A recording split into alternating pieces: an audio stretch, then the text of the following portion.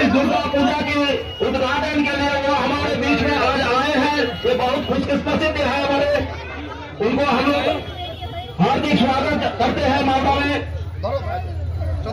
এবার ফিতে কেটে তিনি আমাদের প্রতিবেশী সমিতি পুজো মণ্ডপের পুজো উদ্বোধন করে দিচ্ছেন।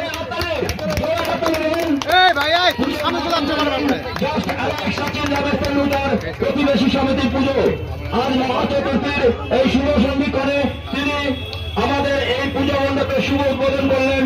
জাস্ট তেন্ডুলকর তাকে আমরা